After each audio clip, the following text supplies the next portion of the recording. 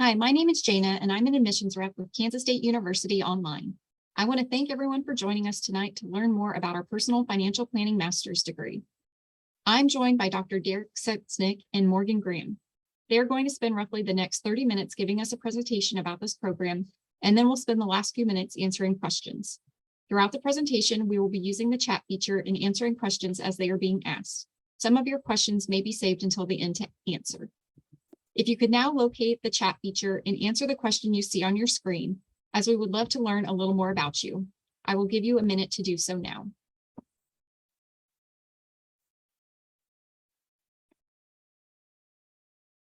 As those chats are coming in, I also wanted to let you know that we will be sharing a recording of this presentation following the webinar.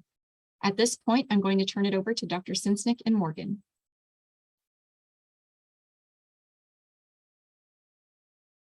Well, thank you very much. All right. As you said, my name is Derek Setsnick, and I appreciate you guys taking the time out of your schedule to join us tonight. I know everybody's schedule is packed full, so we will make sure that we get you the information you need and get you pointed in the right direction. So first, I'll just give you some names and faces together so that you can recognize the people that you're talking to. First, on the left-hand side there is Dr. Martin C. He is the head of our department and runs the personal financial planning program at Kansas State. Beside him, you have my picture. I'm the director of the master's program in personal financial planning. And then you have our academic advisor, Morgan Graham. Of all the contacts you see here, this is probably the most important one for you. She will be able to answer your questions and, if necessary, get you pointed in the right direction if additional information is needed. And then below her is our admissions representatives, Diana and Jana, and they will be happy to answer your questions that you have as well. So please make sure you take note of the email addresses listed and feel free to reach out to us. So as we look into, well, first the agenda, like Jana said, we'll talk for about 30 to 45 minutes. And then in the chat there, if you can share with us the programs that you're most interested in learning about and potentially pursuing. And as she mentioned, we'll be recording this and then you'll receive a link to the recording as well. So as we look at the financial planning profession, in reality, where we have professions that you're helping people, you usually don't get paid well. Or you can get paid well, but not have flexibility or control of your schedule. Or maybe there's a lot of opportunity and you're looking to take advantage of that. Financial planning is actually really the perfect profession because it has a combination of all of the above. There's a great opportunity to help people with important financial situations such as investment planning, retirement planning, tax planning, and estate planning. And you also have the ability to earn a high income and have the flexibility in a lot of the positions within our profession to control your time and also have the ability to choose various career paths based on what you enjoy doing the most. The definition of financial planning that you see here comes from the Certified Financial Planning Board. It states that financial planning is a collaborative process that helps maximize a client's potential for meeting life goals through financial advice that integrates relevant elements of the client's personal and financial circumstances. Essentially, what that means is that there is not a lack of information out there, but there is a need to decipher and apply and synthesize that information that is out there to the unique situations of individuals based off of their own goals and objectives. And financial planning is a lot like putting together a puzzle. Not only do you have fact-based information like income, net worth, and age to consider, but you also have the soft side of information that includes behavioral aspects, biases, attitudes towards money, and lifestyle considerations.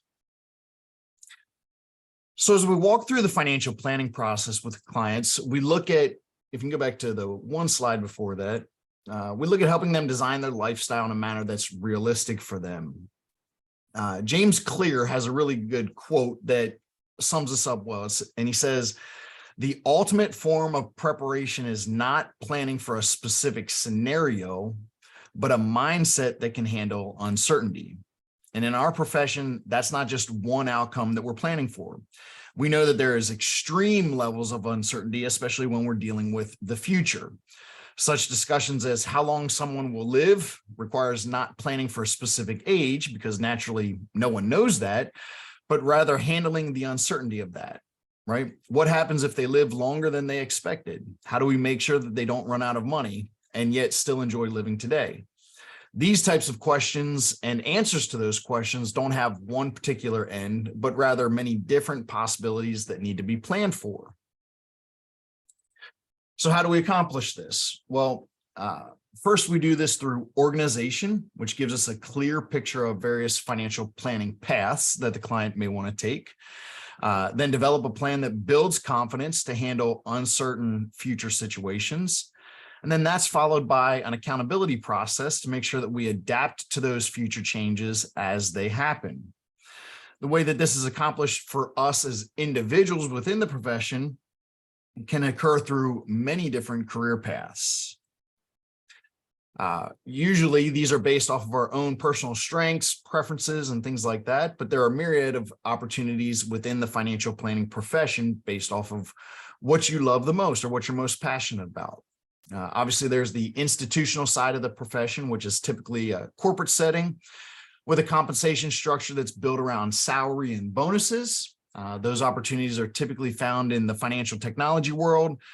You also have banks, credit unions, trust companies, discount brokerage platforms like Vanguard and Fidelity, and then the product distribution side with jobs like wholesaling.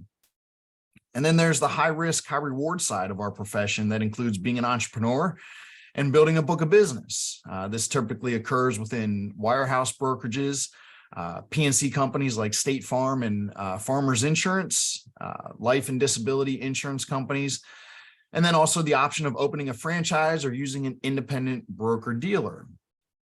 And then you have that last segment there that has a little bit more of a defined career path and can include more training and development and mentorship. And these include working for RIAs, and they can be small or large. You can also focus on the tax and accounting side of the RIA, or focus in on the counseling and therapy aspects of financial planning. And then there's also working in academia and research to advance the knowledge of the profession. A traditional career path is one that you see here. It is certainly not the only possible route, but can be seen as a potential route or a traditional route. A person typically starts out in a role like a paraplanner, where they may focus on the technical side of things like trades or putting together the details of a financial plan. Then the next move is into more of a leadership role where you are a financial planner and tasked with meeting with clients, building plans, and may include bringing clients into the firm. Then as the senior advisor, the role changes a little bit more towards marketing and business development. And then a lot of times you see these responsibilities integrate and overlap with each other.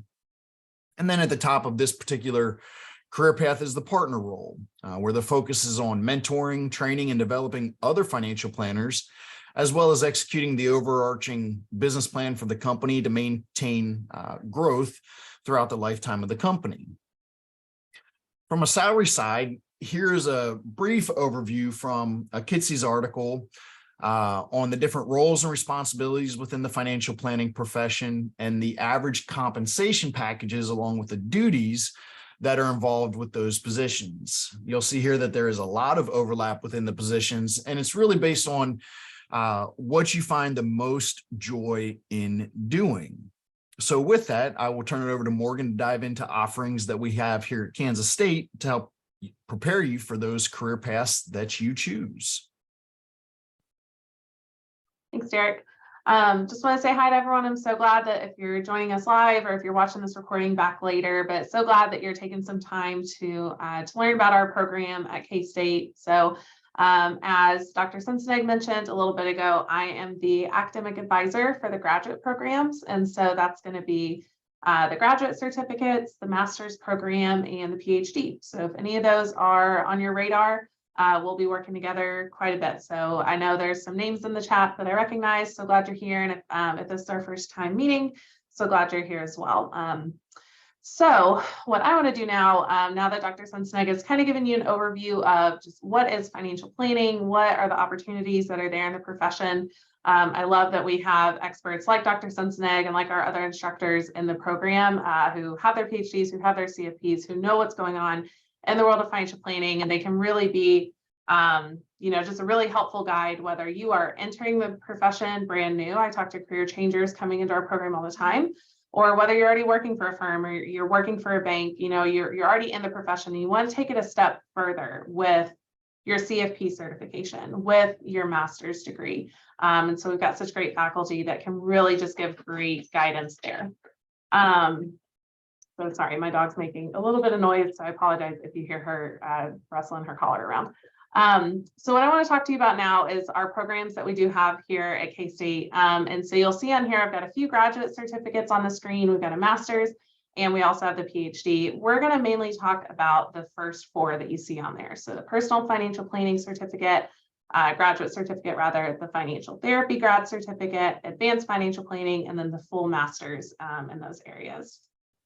So starting first with the financial therapy graduate certificate. So client-centered training is going to help you better serve your clients, providing insight into their psyche and their individual perspective on money. And so really what the financial therapy certificate is aiming to do is to build, really enhance your client communication skills, really give you some relationship skills to help you foster and build really good trust between you and your client, but also to better understand what is going on behind their thoughts, behind their decisions, that human side of money. And so really being able to understand, biases and values and shame, trauma, family dynamics, that those are relationships that come into those money-making decisions. Client psychology, as you might hear it called, psychology of financial planning, financial therapy, or you might hear it just called the soft skills. Those are really emerging in financial planning, and they have been for a while. And K-State's been teaching it for even longer. And so it's really coming in just as really important in the world of financial planning. And so the certificate will give you that opportunity to really hone in on those skills and set you apart. And so you can do that through the certificates, 4 classes for 12 credit hours. The advanced financial planning certificate. So this is really designed for people who already have their CFP certification and you want to take it even deeper. And so you've already got your CFP, you've done that core content that the CFP board requires, and now you're going to dive even deeper into some of those topic areas. And so it's going to be estate planning, advanced retirement, advanced tax, and then professional practice management. So if you're looking at a leadership role in your firm or wanting to start your own firm, really providing some direction there. That is another certificate that is 12 credits, so 4 classes. I think I missed one along the way. Okay, I don't have a slide for it, so I'm gonna go right back here. The personal financial planning grad certificate, that one is going to be 6 classes. And so that is going to give you that core content for CFP certification. And so it's going to cover those topic areas that CFP board requires that you're going to be assessed on the CFP exam. So 6 classes for 18 credits. You can do that in about 14 months. And we'll talk about kind of the class structure here in a moment. Okay, so we're going to talk a little bit more specifically about the master's and how that's pieced together. But before I do that, I want to talk to you a little bit more about why K-State. So I was talking a little bit before about our faculty, but we really just have a tremendous team of faculty members. Dr. Sensnag is one of them. He's also our program director for the master's program. But our faculty they're leading the way, specifically in research related to financial planning, but even more specifically in that financial therapy arena. And so if behavioral finance, and again, what we were talking about, psychology of financial planning, if that is of interest to you, our faculty are the ones who are really who are driving that and really leading that charge. And so you're going to learn from the best of the best. Student support. So hello, I am your advisor. I am here to support you, here to help you, but we also have a really just committed team at K-State, whether that's global, so Jana and her team, whether that's our faculty or other resources. Doing this program, yes, it is at a distance, it's online. So you might not be here on campus here in Manhattan, Kansas, but there's resources just abounding for students, even online. K-State Global has really just set up a good environment where you can come get your master's degree, do it online, do it from your home without having to, move or relocate, but still have those resources and that support available to you. So you will be moving through this program in kind of an unofficial cohort, but students are going to be starting at the same time and taking courses within the same sequence. So you're going to get to know your classmates. You're going to see them recurring in your classes, and might get to work on projects with them and be on discussion boards with them, and hopefully form study groups and really being able to connect with others in your program. Again, even though you're doing it from a distance, you're still going to get to know each other and really get to learn from each other as well. So talking about the structure of our classes, so they are all 8 weeks long. So typically students are going to do 2 courses in a semester, one for the first 8 weeks and one for the second 8 weeks. If you are doing a certificate, that means that, those 4 course, 12 credit certificates that I talked about, you can do those in 2 semesters. So you'll do 2 courses in one and 2 in the next semester. If you're doing the full master's degree, which I am going to talk about that in here in just a moment, the master's degree is 10 classes, so 30 credits, and students are completing the master's in about 2 years. There is flexibility there. Sometimes I have students who, for whatever reason, they want to do it, get everything done sooner rather than later. You might have, VA benefits, GI Bill benefits, or you may have employer benefits, things like that, or you just really want to get it done sooner than later. Or I have others who need to stretch it out. You've got a lot of, we know our students are mostly working full time. You've got family, you've got life, you've got priorities. There's flexibility there, but the typical timeline is going to be 2 years with those 8-week courses. Again, fully online program, it is at a distance. And so, it's easy to potentially feel like, hey, I'm doing this by myself, but you're really not. Although the classes are set up to do things at your own pace throughout the week, every class is going to have an optional weekly Zoom session. And so it's a really good opportunity to connect with your instructors, connect with your classmates, ask questions. Your instructor may use that for a live lecture time, or, use it for activities, hands-on learning, things like that. They'll use it kind of different ways across each class, but it's still the way that you do have an option to be directly engaged with K-State and with your classmates. Again, we know everyone's got busy lives, lots of things going on, so those are optional. They'll be recorded. You can watch it back later, but still a chance to be, week over week engaged. The certificate, the core content, the PFP certificate does qualify students to sit for the CFP exam. And so if you're coming, you're looking at, CFP certification, that's your goal. You can accomplish that by way of the financial planning certificate or by way of the master's, which has those courses built into it. And then we're also a educational partner with AFCPE. And so if that is a goal for you as well, our program can get you through that process. So now talking specifically about the master's program. So I've talked about our grad certificates that we have, those 3, so the PFP, the financial therapy, and the advanced planner.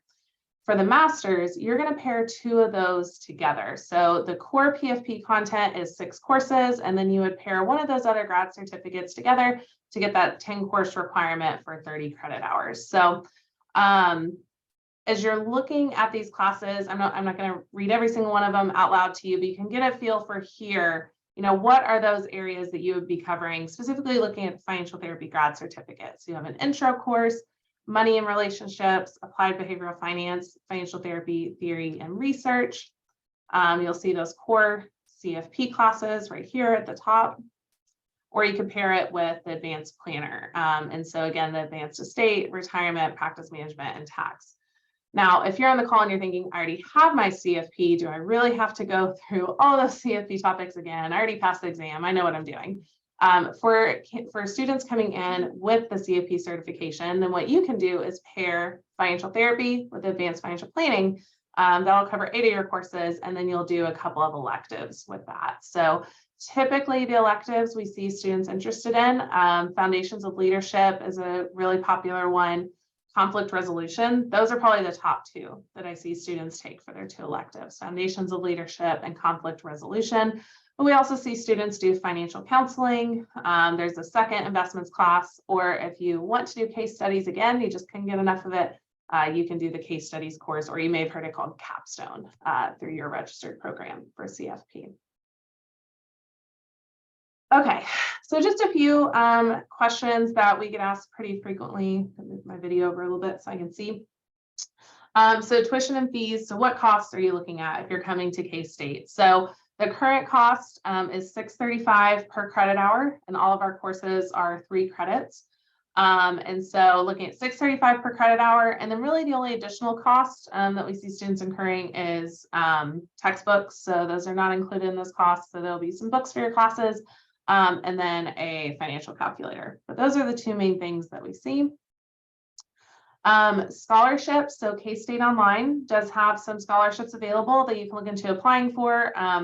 CFP board as well. They've got a scholarship site that they're constantly adding different scholarship opportunities to. Those are probably the 2 main sources that I would see students getting funding from, separate from VA benefits, a lot of GI bills that we see coming through. We also see tuition reimbursement opportunities through firms or through employers, and then of course federal aid if available. One question that we also get a lot: do I have to take the GRE or the GMAT to apply to the master's program? The answer to that is no. So GRE and GMAT is only required for the doctoral program. We aren't going to talk about the PhD tonight, but if you're interested in that, let me know, because I'm happy to help you with any questions that you have there. And then if you are interested in applying, so, we said before our classes are 8 weeks long. So that means that there's really 5 points throughout the year that you can get started in the program. So whether that's at the start of the spring semester, midway through the summer, start of fall, or midway through the fall. So plenty of opportunities to apply. K-State Online is very generous and offering an application fee waiver for attending the webinar tonight. So you'll just reach out to Jana after the session if you're ready to get started and submit that application for the spring semester. Classes in the spring will start the week of January 9th. We typically recommend that you submit your application at least 4 weeks before classes start.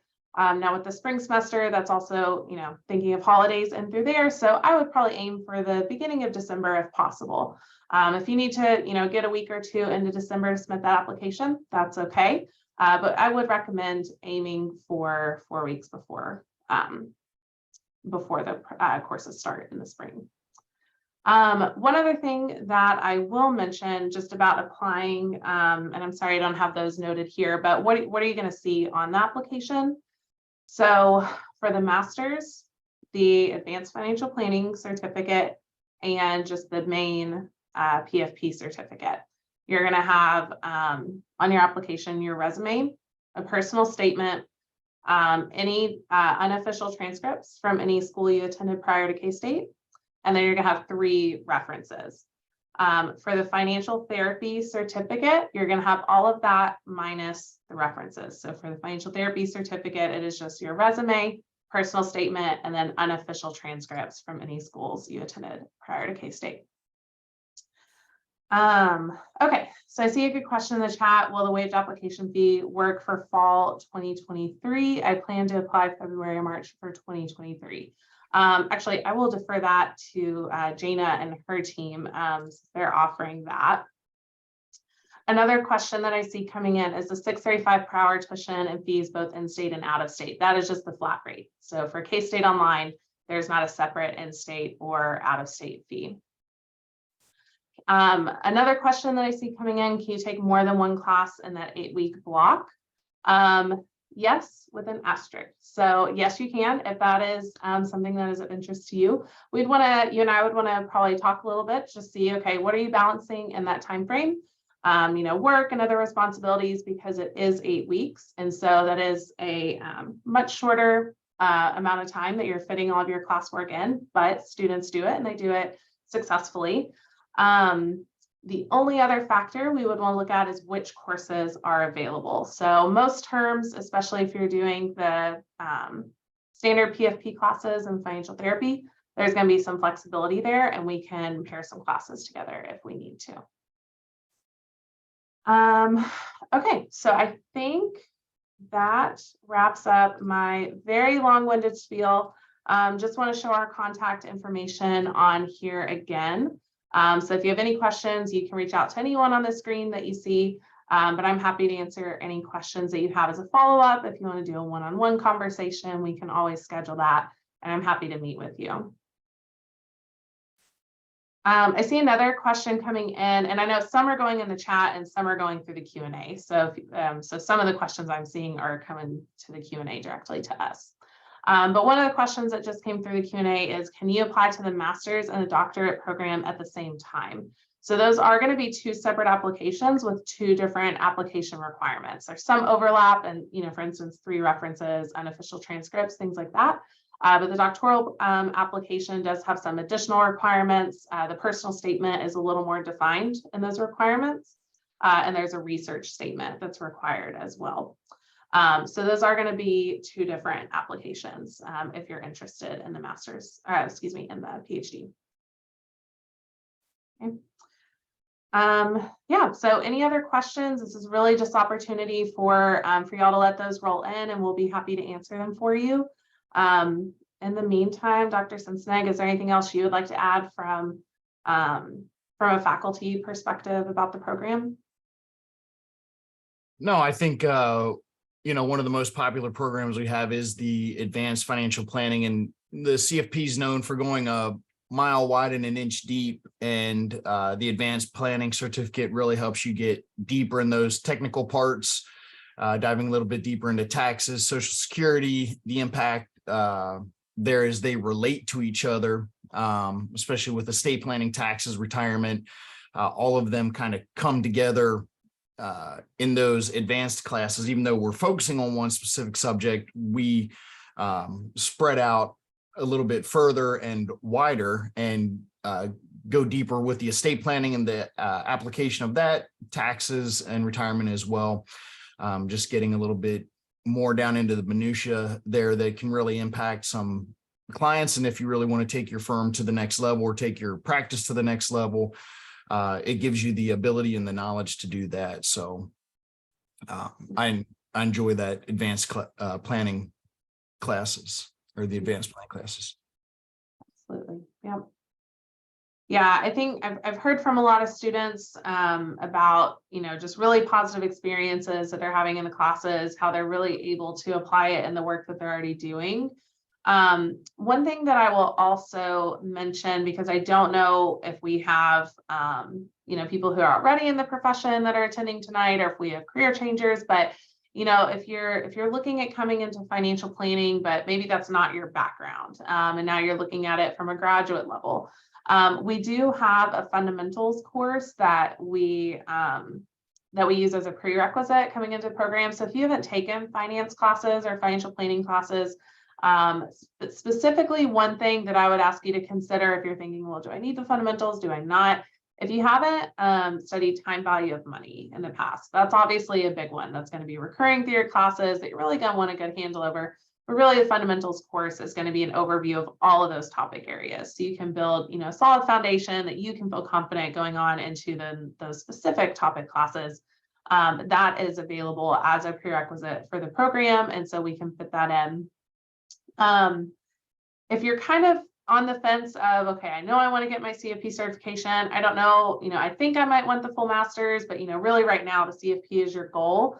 But the master's, potentially you want to come back to it and round it out and finish those 10 classes.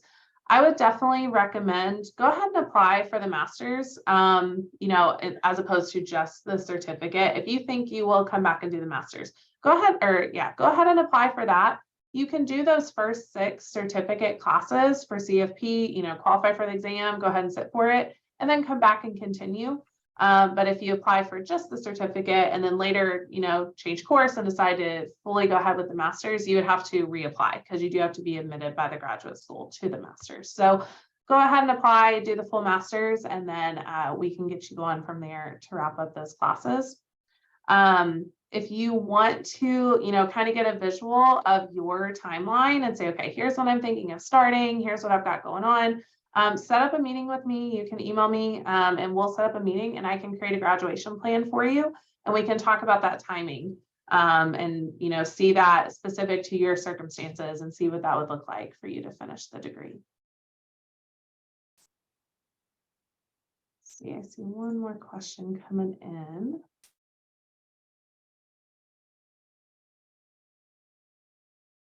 Okay, so the question that was asked, can you discuss the process of completing a financial planning certificate at K-State or another institution and continuing with K-State for a master's degree at a later time? So that would include costs, credits at transfer, etc. So, like I was mentioning before, if you do the certificate and then just through K-State, so I'll start first just from K-State perspective. If you do the financial planning certificate, you just apply for the certificate, you do those 6 classes, and then you decide, you know what, I want to do 4 more classes, get the whole master's, so doing financial therapy or advanced planner.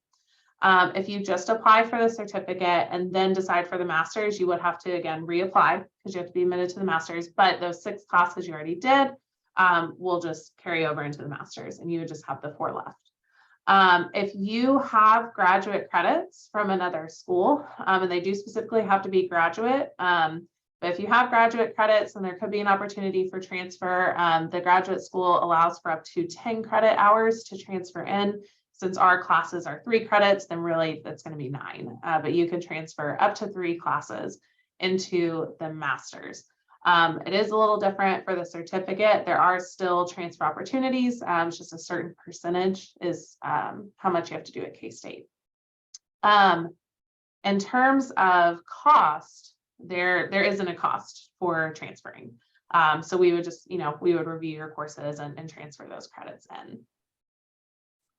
Okay, a couple more questions coming in through the Q&A.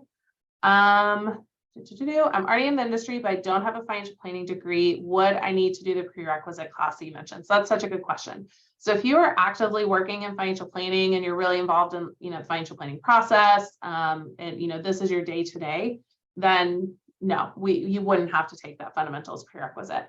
I would still want to probably chat about it with you one-on-one just to get a little more feel of your familiarity with these items from, from an academic standpoint, from learning about these in a class.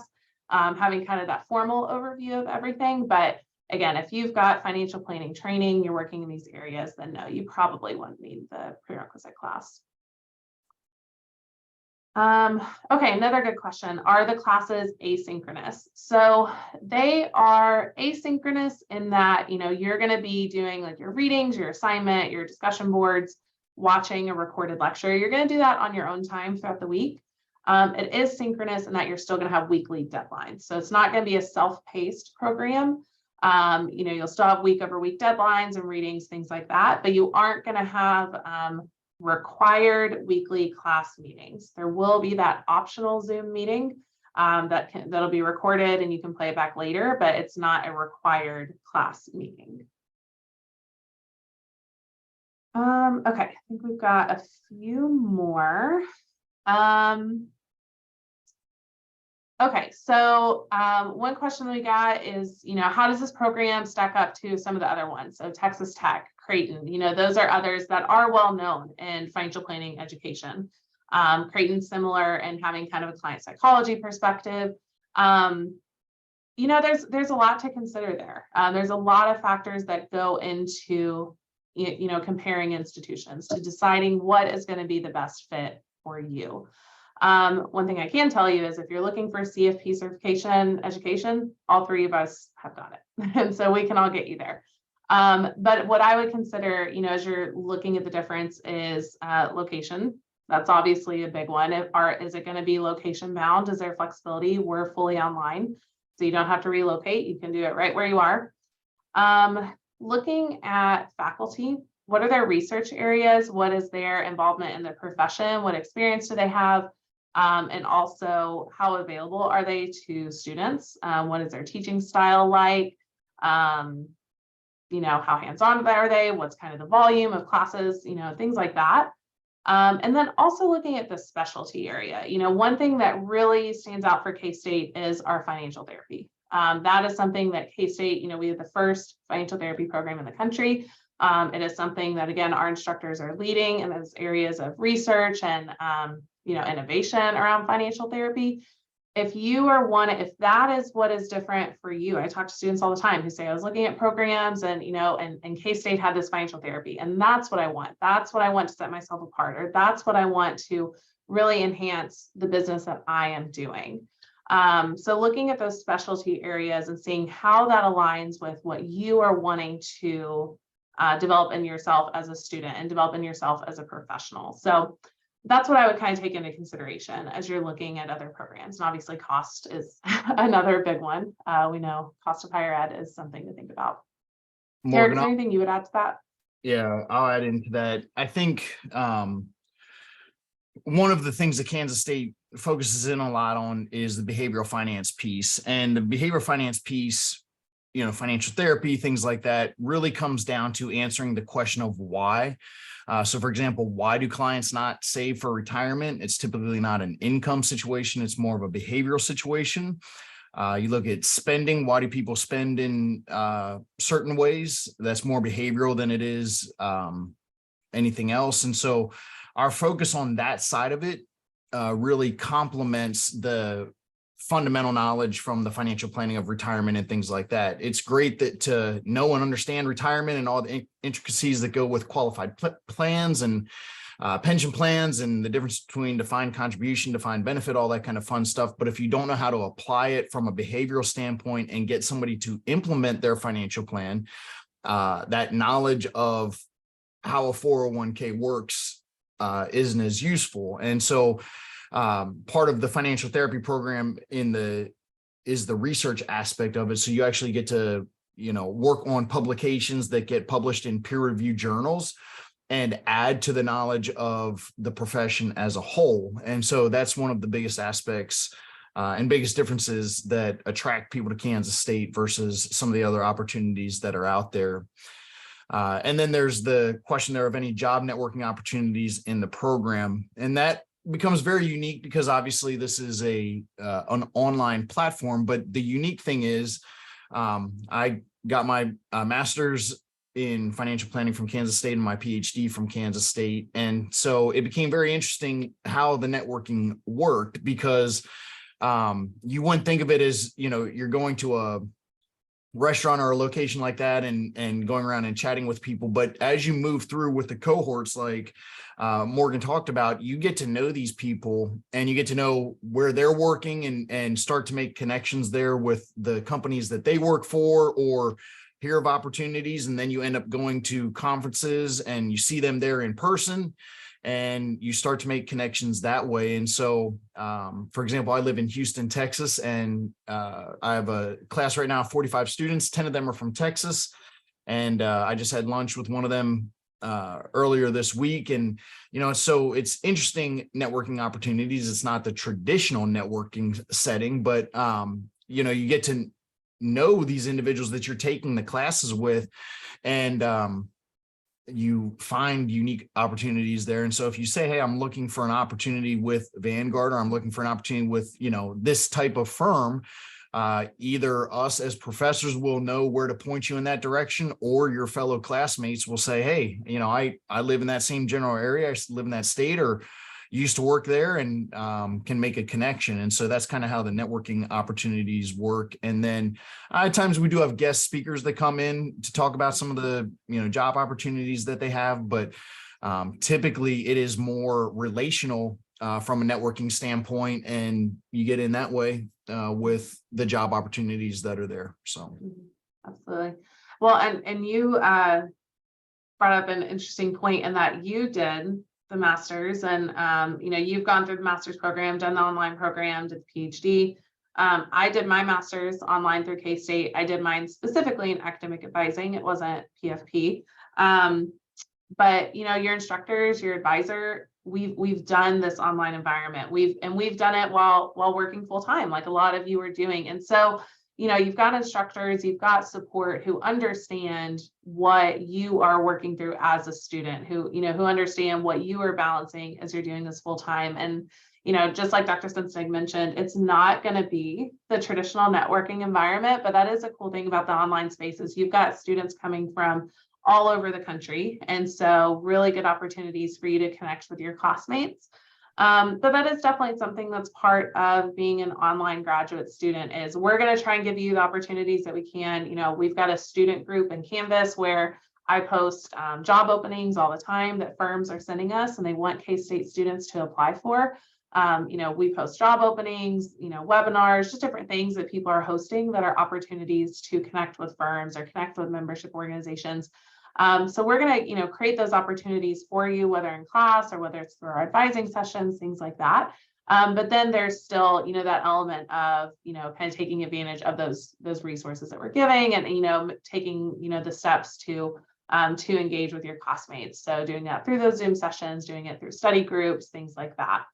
But we do try to, connect with the students. We have students who are coming to campus this December that are going to walk the line in commencement, and we're going to come celebrate them and meet them in person and just really be here to, support you as you're going through your graduate school experience. And the last thing I'll add to that then is with the networking opportunities, there's a great mix of the professors that all have PhDs, but did not follow a strict academic route. And so I'm a practicing professor and I own my own RIA as well. And so there's real world application that can be applied to that, as well as the academic process there, because you want people with experience in the real world that are teaching you. And you don't want to just an academic answer, because there's a lot of difference there. When it comes to applying the principles of financial planning, just with the uniqueness that comes with each individual client that you sit in front of, just a different scenario. Think about how different our world is from a family standpoint, from an income standpoint and things like that. There's just a whole lot of different goals and objectives to consider there, and unique situations that people are in.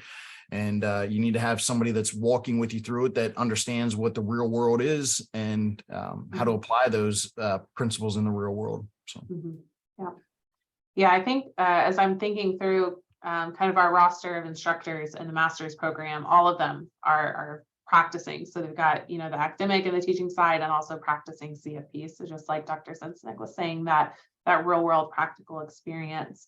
Another question we just got: are there any upcoming in-person events on campus or in major cities? So none specifically from our department that we're hosting on campus coming up. If you're attending the FPA conference in Seattle in December, there is a gaggle of us that are going to be there, myself included. We're going to have a table set up at FPA.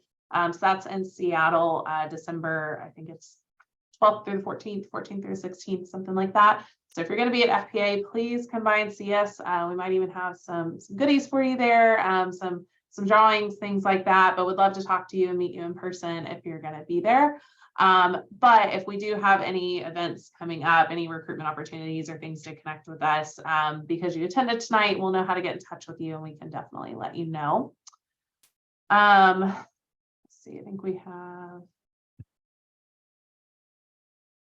Okay, so another question that we just got through the Q&A. So we've got a career changer who's going to become a financial advisor. Yay, so excited for you. It's an awesome choice.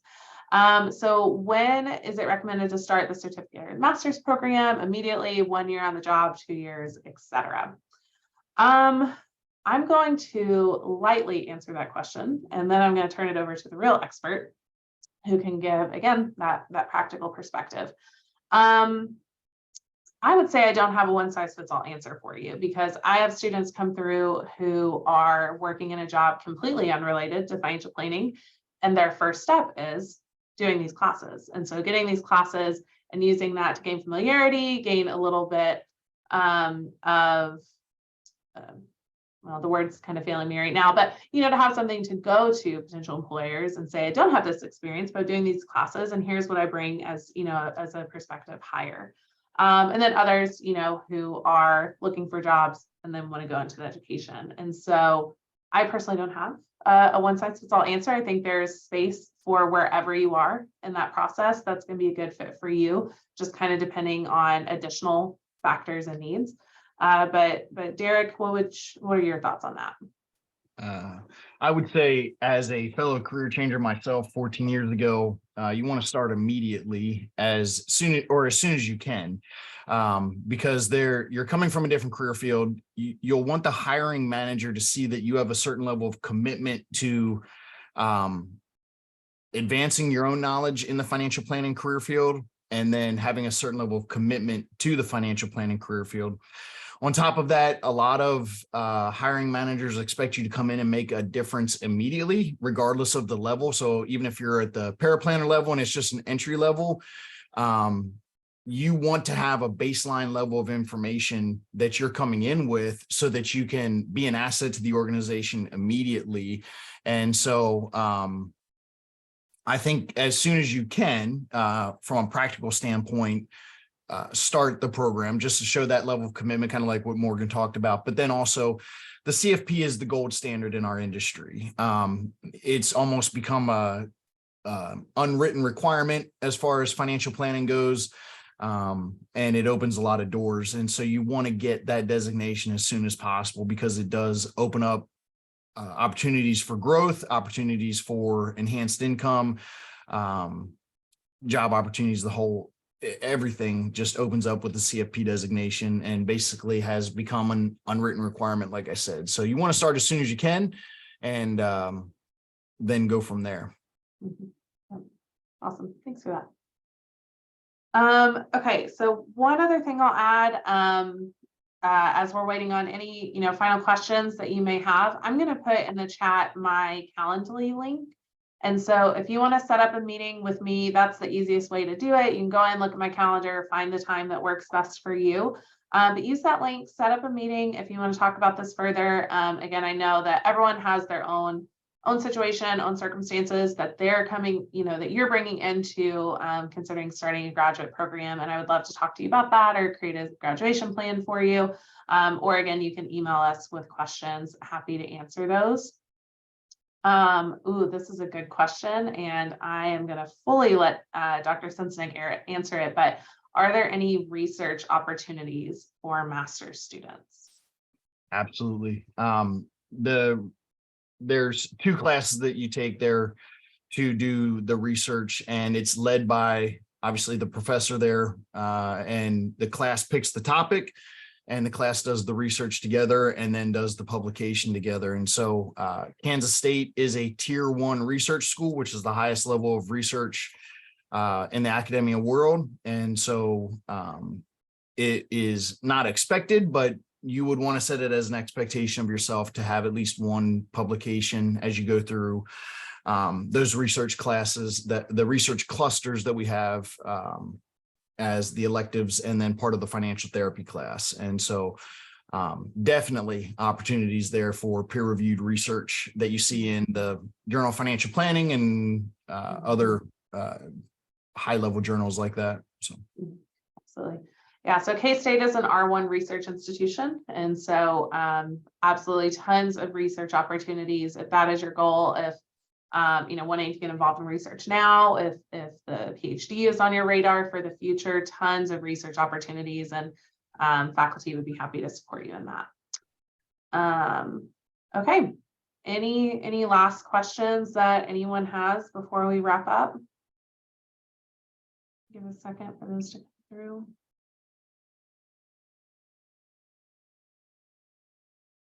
All right, awesome. Well, again, thank you all so much. And I think Jana is going to have some final thoughts for us as we wrap up. I just want to thank you so much for spending your evening with us tonight, or if you're watching the recording back later. Just so glad that you're interested in K-State. I hope, hope if we're the right fit for you, that you'll come along and join us, and reach out anytime. We're so happy to talk to you. Well, I want to thank Dr. Sensenig and Morgan for their presentation, and I want to thank everyone for joining us here tonight. If you are ready to apply, please visit our website at online.ksu.edu and select how to apply for detailed instructions. As a reminder, everyone who has registered for this webinar will be receiving a recording via email as soon as it's available. As Morgan mentioned, we do have application fee waivers available for the spring 2023 semester, so feel free to reach out to us at online@ksu.edu when you're ready to apply, and we'll provide you with a code. Finally, if you have any additional questions that we didn't cover tonight, please don't hesitate to reach out. Thanks again, and I hope you all have a great night.